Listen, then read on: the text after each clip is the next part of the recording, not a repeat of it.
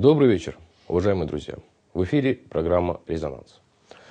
На этой неделе председатель правительства Чеченской Республики Адес Байсултанов собрал расширенное совещание Кабинета министров. На совещании, в частности, помимо других участников, выступил и представитель министра образования и науки Чеченской Республики Анзор Музаев. Речь шла о образовании. И сегодня к нам в студию для разговора я пригласил министра образования и науки Чеченской Республики Музаева Анзора Ахмедовича, главного специалиста, эксперта, министра образования и науки Тимиргалеева Асламбека Нажмудиновича и председателя Комитета правительства Чеченской Республики по дошкольному образованию Жунаидова Асламбека Сираждиевича. Добрый вечер, Марша Дуалшу. Но перед тем, как приступить к нашему сегодняшнему разговору, я хочу предложить вам просмотреть небольшой сюжет, подготовленный нашими журналистами. Итак, внимание на экран.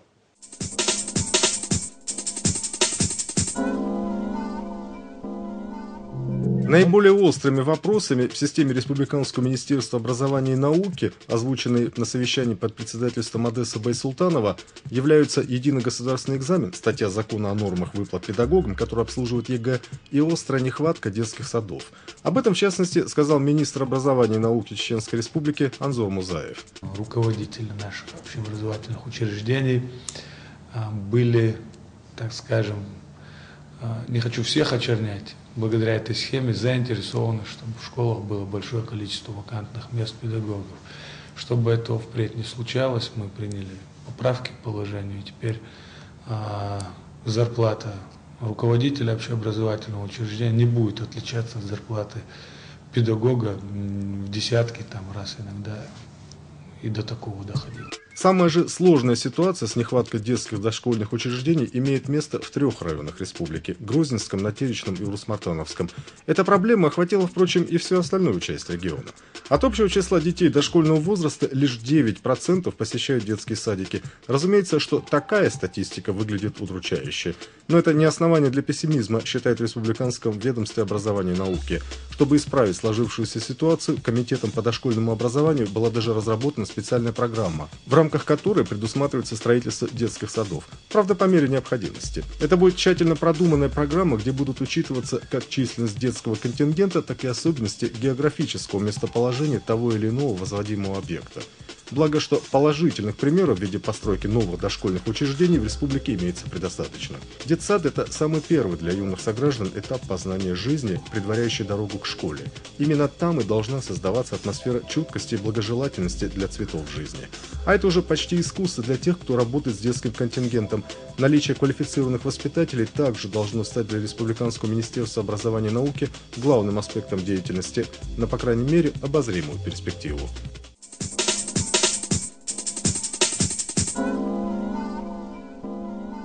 Анзор Ахмедович, только что мы посмотрели сюжет, и первый вопрос мой к вам. Вы были на этом совещании, присутствовали, выступали с докладом. О чем конкретно шла речь? Речь шла о том, что мы приводили в норму некоторые несоответствия, которые есть, так скажем, проще говоря, в теории, но на практике приобретает совершенно другой вид. То есть у нас есть законодательная база, но она позволяет злоупотреблять некоторыми направлениями. В частности, по приведению зарплаты руководителей образовательных учреждений. Самым большим бичом образования Чеченской Республики является невероятное количество вакантных мест. Все эти годы мы предпринимали разные усилия в этом направлении, чтобы молодежь пошла в школы. Вплоть до того, что это не озвучивалось и шло не на первом плане, но даже восстановление и капитальный ремонт всех школ, которые глава Чеченской Республики Рамзан Ахматович Кадыров провел 2 года назад. Мы все помним, 146 школ были ветхих отремонтированы. И одним из целевых показателей было, не первым, но одним из целевых, чтобы создать красивое рабочее место. То есть сейчас молодые люди свобода слова, они смотрят у всех почти дома спутниковые тарелки и так далее. Они видят, как эта работа поставлена не только в Российской Федерации, но и за рубежом. И, соответственно, у них возникали вопросы о выборе своего первого рабочего места. И когда оно выглядит так удручающе, особенно туда и работать никому не хочется идти. Значит, школы были восстановлены, закупалось большое количество оборудования, предметных кабинетов и так далее, но динамика была такова, что выпускники пединститута, университета не шли в школу. Я вам приведу цифры. Если в 2007 году у нас пришло в школу 5 молодых специалистов во все школы Чеченской Республики, более 400 школ, вот, когда выпуск по педагогическим специальностям составляет примерно 2000 выпускников в год. В 2008, 2009, 2010 динамика держалась от 20 до 30 человек. То есть это достаточно такие малые цифры по сравнению с тем, что возрастной ценз наших педагогов, большинство это пенсионного возраста, и как бы подпитки у нас не было. Вот. И с этих лет у нас вакантное число учителей по всей республике от 500. В этом году, к 1 сентября, оно возросло до 750. Даже была цифра в августе месяце 833 педагога не хватало. Но вот первую неделю снизилось до 750. И была такая серьезная озабоченность. Почему? Конечно, был основной вопрос, это зарплаты низкие в школах. И вот в этом году, благодаря поручению председателя правительства Российской Федерации Владимира Владимировича Путина, был сформирован комплекс мер по модернизации образования Российской Федерации, основным пунктом которого этого комплекса мер являлось повышение зарплат педагогов Российской Федерации и, в частности, и Чеченской Республики. Как минимум на 30% в этом году, а вообще в течение 2012 и 2013 годов вывести зарплату учителей средние по экономике в том или ином регионе. Вот. И у нас как бы теперь и руки развязались. Раньше были жалобы, что зарплаты низкие, педагогам внимания мало. И этот процесс, этот комплекс мер заработал, зарплаты увеличились. И вот на сегодняшний день мы буквально за 3 месяца с количества вакантных мест 750 ушли на цифру уже 499. Да, значительный скачок. Значит, последний прием граждан, который проходит у нас, ко мне пришло 3 молодых человека, которые желали устроиться и пойти в школу на работу в различные районы республики. Это были выпускники уже не педагогических специальностей. Например, была девочка, которая с красным дипломом закончила юридический факультет. Она готова была пойти в школу работать. То есть народ среагировал. Но, тем не менее, мы знаем, что многие директора, к сожалению, создают препятствия к этому. Смысл какого, значит? Если по-простому объяснить людям, гражданам, сейчас все родители, я знаю, образованием интересуются, и много мы слышим и критики в наш адрес. Директору до сих пор было выгодно держать вакантные места в той или иной школе, потому что рассчитывалась заработная плата в соответствии со средней заработной платой в школе. То есть и при большом количестве вакантных мест у учителей, которые работают в этой школе, появлялась не одна ставка, а у кого-то 1,5, даже до 2 ставок доходило.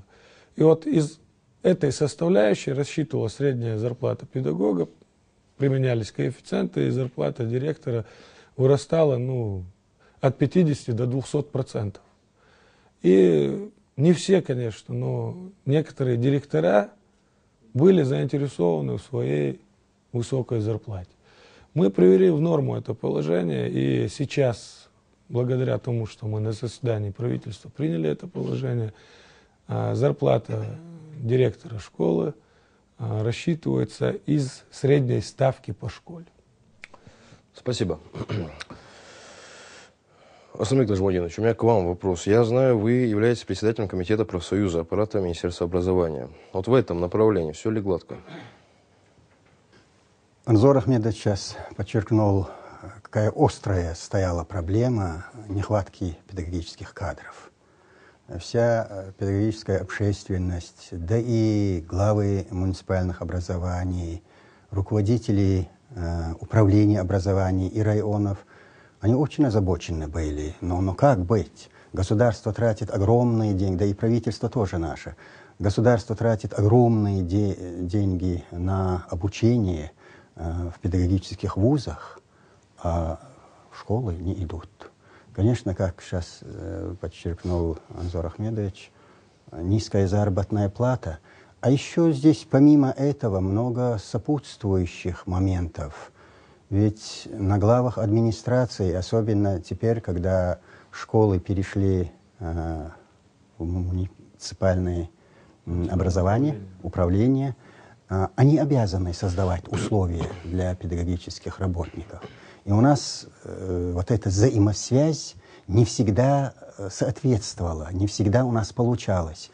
Вот, в частности, мы стимулирующими факторами, помимо заработной платы, это все нормативные документы, в которых предусматриваются какие-то льготы учителям, какие-то привилегии, какие-то еще условия, которые возможны. Ведь вот вспомним мы в советские времена учителю бесплатная квартира. Мы их по всему Советскому Союзу набирали, они же по распределению приезжали. Вот эта тенденция, это в психологии педагогов сохраняется, и общественности тоже. Если раньше мы приучили долгие годы учителя выделять как-то, а сегодня, если мы его просто так бросили на произвол в какой-то степени, зарплату положенную даем, да, а вот если и жильем не обеспечивается, законом предусмотрено бесплатное жилье с отоплением и освещением.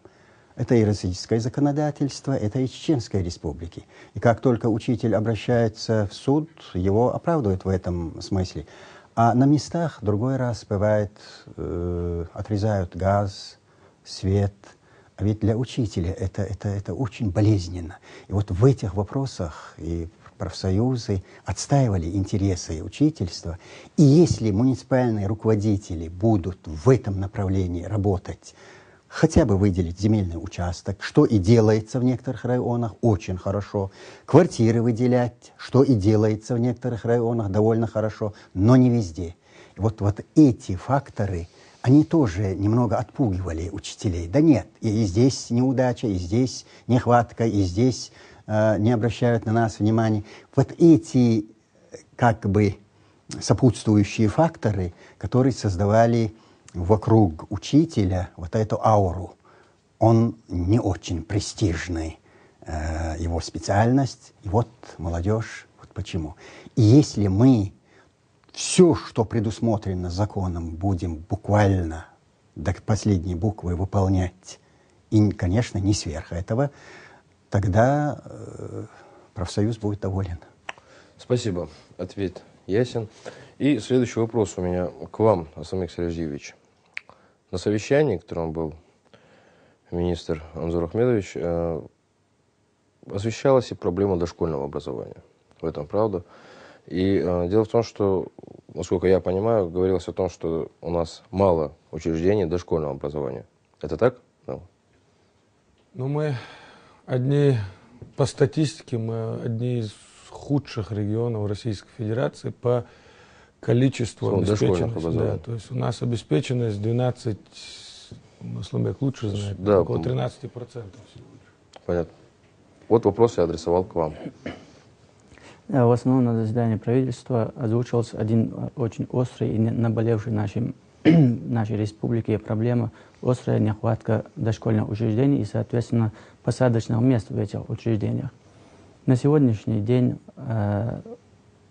цифры, которые была мною озвучена на заседании, обеспеченность детей дошкольными местами составляет менее 10%, в то время как в среднем по Российской Федерации она составляет более 60%, а иногда и выше.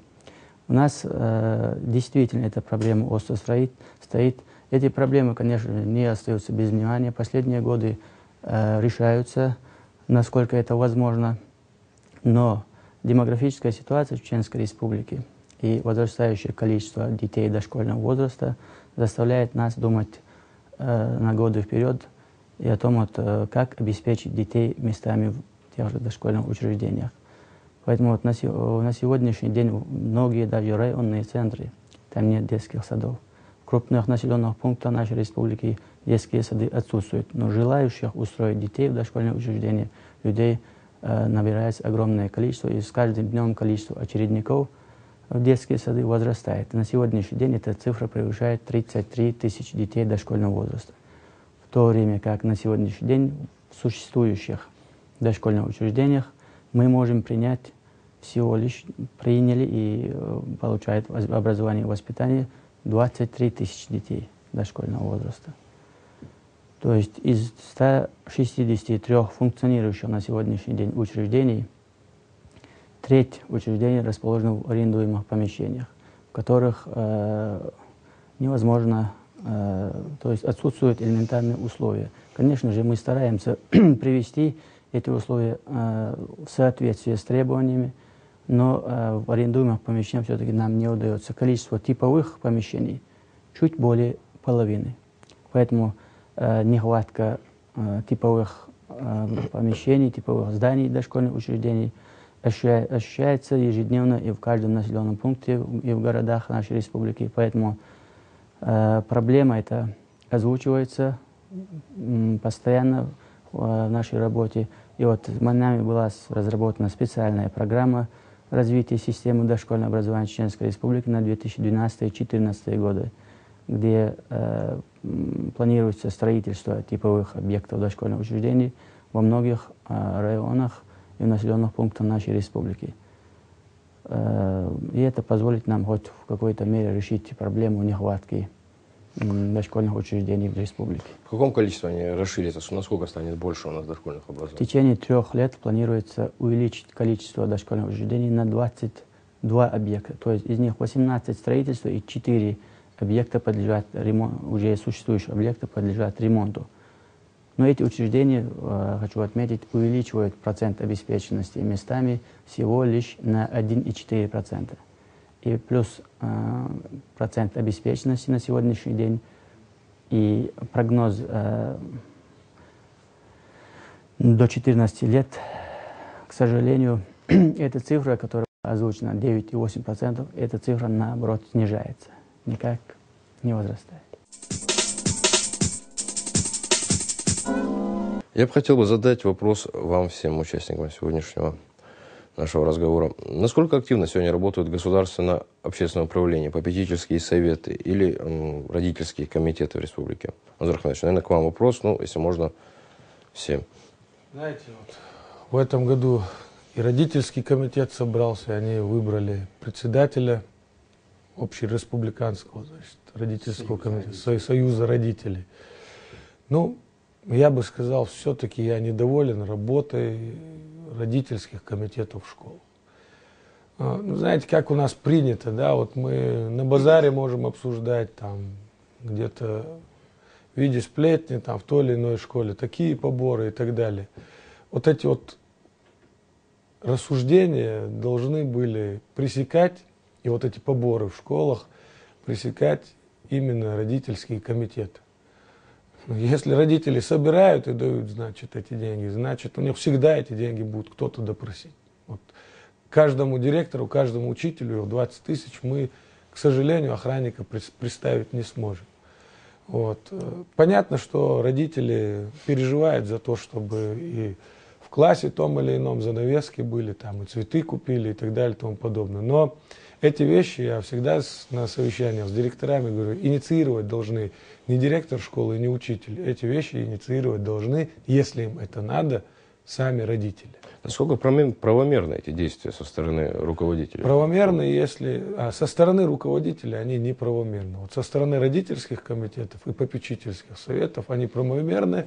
И всегда у нас идет обсуждение на совещаниях. То есть если родители решили так, никто им по закону запретить не может. И то, что они собрали, ну так грубо говоря, чтобы все телезрители поняли, то, что они собрали, распоряжаться этим должен не учитель, а руководитель родительского комитета класса, школы и так далее. То есть вплоть до нанимания, если они там какой-то ремонт косметический затеяли, то есть вплоть до поиска работников для выполнения и оплаты этим должны заниматься сами родители и попечительские советы. К сожалению, этого не происходит. Там есть несколько моментов, которые мешают. Это один момент — страх, что потом, если он будет вмешиваться в дела школы, значит, на ребенке будут его учителя там отыгрываться и так далее. Второй момент, к сожалению, наш менталитет, многие считают как бы непозволительным лезть там в дела той или иной организации, как он будет такой вот белой вороной, так сказать, тот или иной родитель. Мы несколько раз с родителями встречались, я все время им говорю: вы должны отстаивать права своих детей в том или ином населенном пункте. У нас всегда мы открыты для диалога с родителями. Есть день приема, все жалобы, которые приходят, рассматриваются, выезжает комиссия у нас. Поэтому, мне кажется, все-таки родители должны быть поактивнее и не стесняться. Чем они активнее, чем больше они нас критикуют, тем больше министерство начинает на эти проблемы внимание обращать. Мы, естественно, выявляем тот или иной район или населенный пункт, где происходят какие-то факты, которые мы не декларируем абсолютно. И приходит норма, вплоть до увольнения руководителей общеобразовательных учреждений. А за мою бытность министром я знаю, что около 100 директоров мы даже больше уволили. То есть из 400 с чем-то.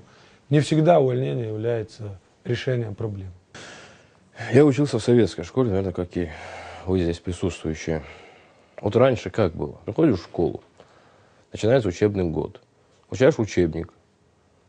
Там, по-моему, не помню, может, вы меня исправите, 5-6 граф.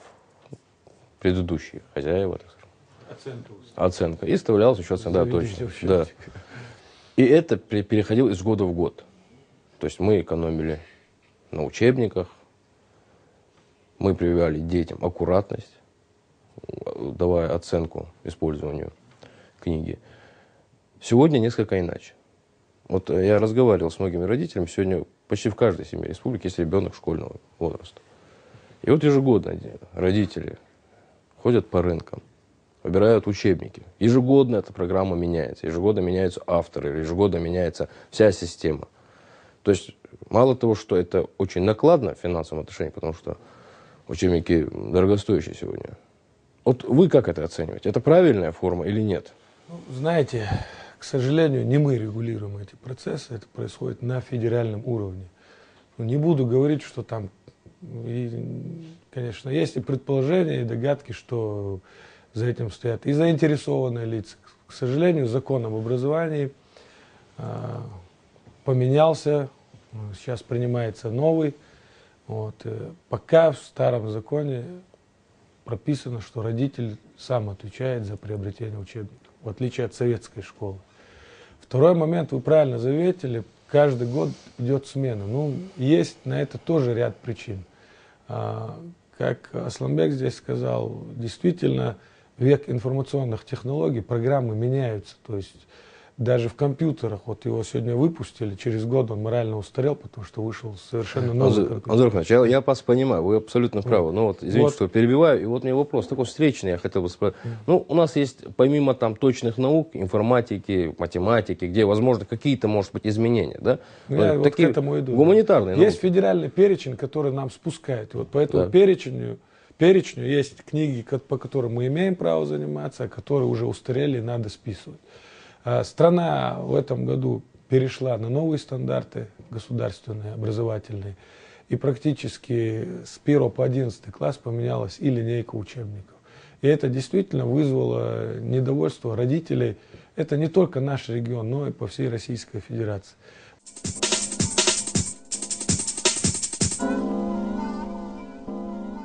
Единый государственный экзамен. Вот я хотел, кстати, продолжить эту тему. Именно это очень наболевшая тема, очень актуальная. Единый госэкзамен, да, у нас вообще об этом много говорилось, писалось.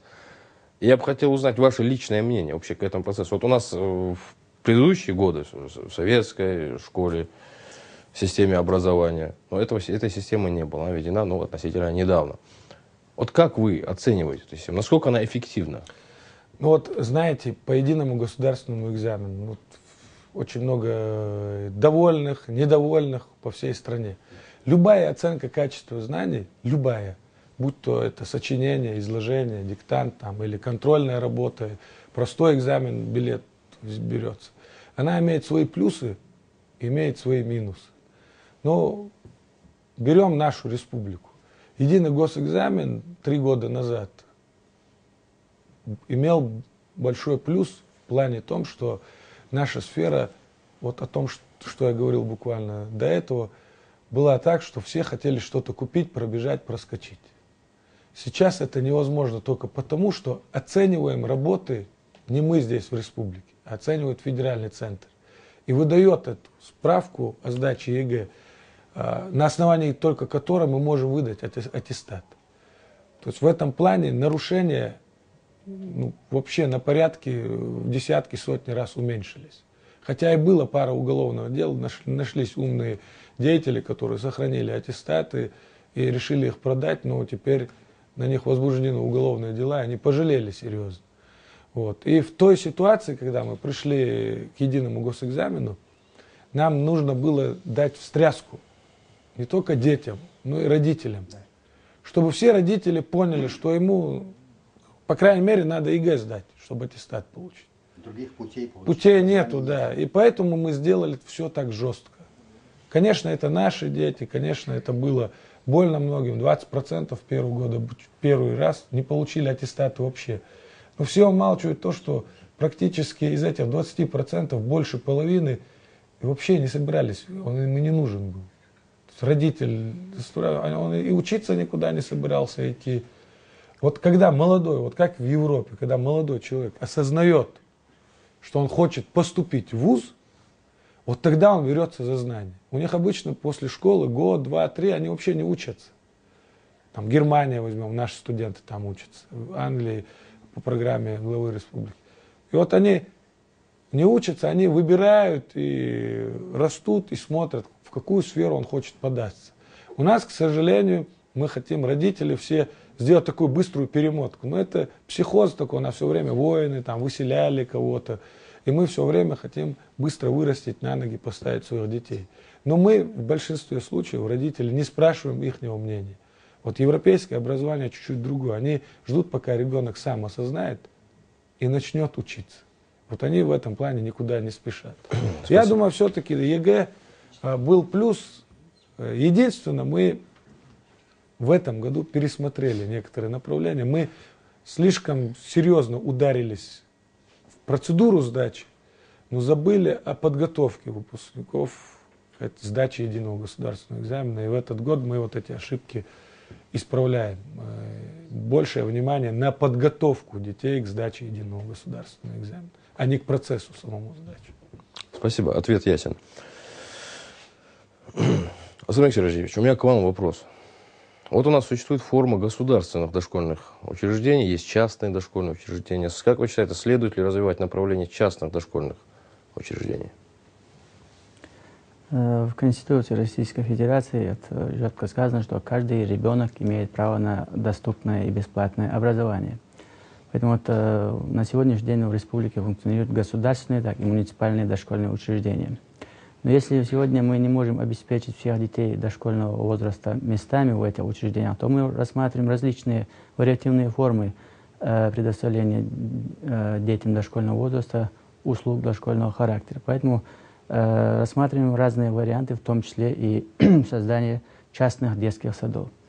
Сегодня вот по всей республике тесно с муниципальными районами и главами сельских администраций проводится работа по выявлению дошкольных учреждений, частных дошкольных учреждений.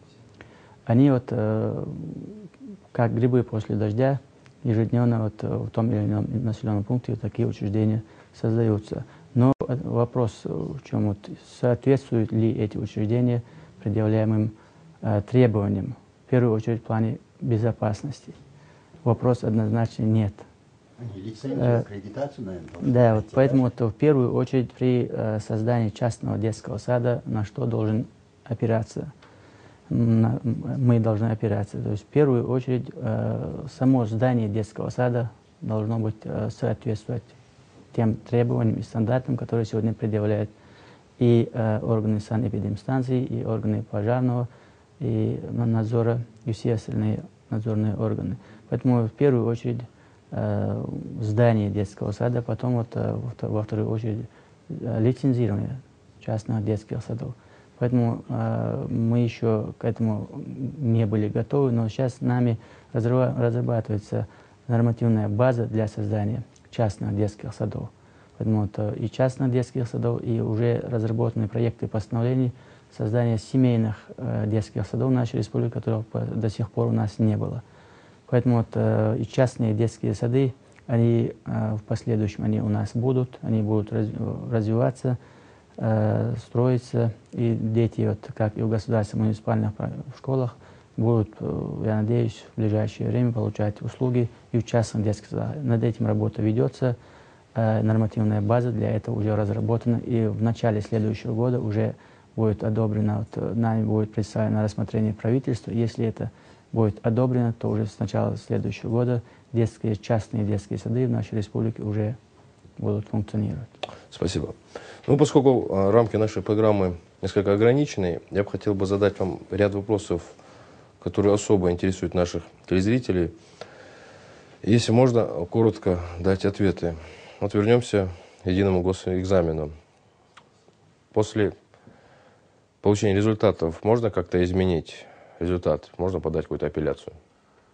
Специальная апелляционная комиссия существует, да, это законом предусмотрено, она работает в течение 3 лет каждый год. И любой гражданин, недовольный своими результатами, обращается, пишет заявление, и апелляция его рассматривается. Понятно. И второй момент, если он 2 обязательных экзамена, русский язык и математика.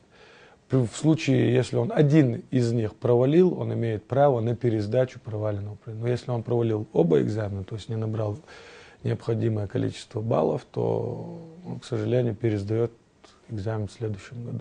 В какие сроки можно узнать результаты по ЕГЭ? Ну, как правило, по каждому предмету в срок от 7 до 10 дней, не более. Еще такой вопрос. Для учеников, которые успешно заканчивают школу, существуют какие-то формулы, льготы для поступления в высшее учебное заведение сегодня? Той льготой являются баллы, которые он заработал на едином государственном экзамене. То есть, если раньше, вот тоже плюс ЕГЭ, если раньше ему приходилось выезжать в какой-то регион, подавать документы, то сейчас он это может сделать по почте, то есть направив в любую приемную комиссию любого вуза Российской Федерации, не выезжая свои результаты и перечень документов необходимых. И находясь у себя в населенном пункте, не выезжая, ждать ответа с того или иного вуза, зачислено туда или нет. А льготы по инвалидам определенных групп зачисляются. Они, кстати, не обязаны сдавать единый государственный экзамен.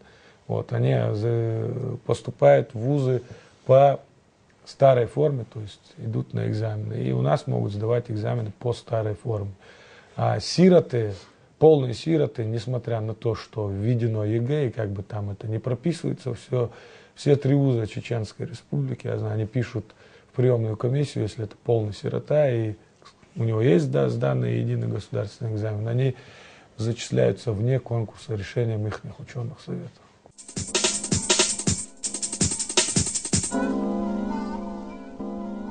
И, наверное, заключительный вопрос на сегодня.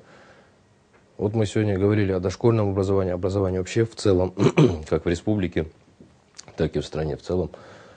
Вот дети, которые приходят к вам, так скажем, из дома, это одна категория. Дети, которые приходят из дошкольных учреждений, это другая категория. Чувствуется разница? Вот после люди, как после... Значит, разница совершенно колоссальная, так скажем. Вообще по закону мы после детского сада можем в 6 лет в школу брать. А после, так скажем, надомного воспитания только 6,5 лет. То есть даже это не просто так закон был принят, это было понятно. Вообще по отзывам педагогов с ребенком, который ходил в детский садик, посещал, там тоже идет образовательный процесс. В первый год практически работать и не надо, потому что Он знает и алфавит, он умеет и считать, уже знаком и с математикой, и по слогам там читать даже умеет. И поэтому, в принципе, педагогам это большое подспорье. В бытность в советское время министр Мухари Умарович тогда ввели подготовительные классы, нулевые классы, когда государство не осиливало созданием дошкольных образовательных учреждений. Если у нас вот эта возможность была бы, это хорошим подспорьем. Кстати, это возможно или нет? Это возможно, но, к сожалению, есть один такой, к счастью и к сожалению. У нас большая, к счастью, рождаемость, и, к сожалению, школы переполнены. И для того, чтобы ввести нулевой класс, нужны все-таки дополнительные помещения. И вот мы и со Сламбеком эту проблему обсуждали. Во-первых, все-таки у нас есть школы, где одна смена, и это возможный вариант. Мы этот перечень сейчас готовим. И вот буквально сейчас на днях у нас с группой специалистов Минобразования состоялся разговор. Все-таки мы думаем и летом, в летний период, вот первоклашки, которые пойдут, с ними заниматься месяц, 3 месяца, месяц, 2 месяца дополнительно, чтобы их подготовить именно к первому классу. Действительно, колоссальная бывает разница между детьми, которые посещали детский сад, и те, которые не могли получить там образование. И это хочу заметить, что при том, что, вот, например, в детском саду вот, группы начинаются от ясельной и заканчиваются дошкольными группами. Но на сегодняшний день из-за действительно острой нехватки дошкольных учреждений нам не всегда удается открывать в детских садах дошкольные группы. И эти группы на сегодняшний день существуют всего лишь в нескольких дошкольных учреждениях нашей республики. И та разница или тот барьер, который ребенок ощущает между вот старшей группой и первым классом, то есть специальная дошкольная группа в детском саду или подготовительный класс, даже это не имея такой подготовки, мы детей сегодня выпускаем из старших групп, а не из подготовительных групп. Хочу это заметить.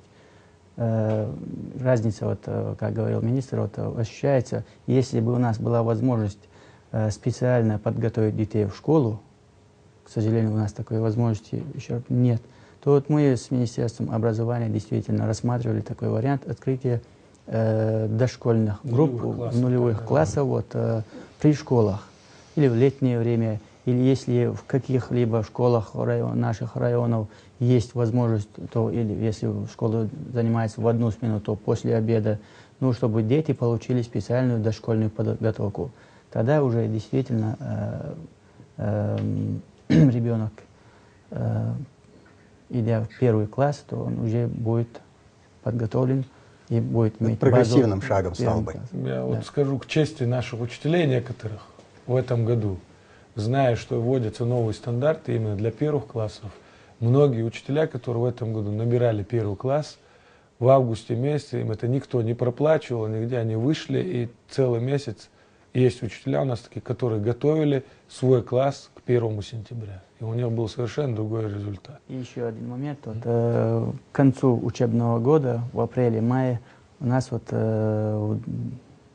учителя школ, которые принимают детей в первый класс, у нас действительно бывает очередь в детских садах, очередь вот этих учителей, которые стараются выпускников этих детских садов взять именно к себе, а не в другие классы, поскольку эти дети уже готовы, они уже обучены, и работать с этими детьми и делать какие-то результаты им уже проще.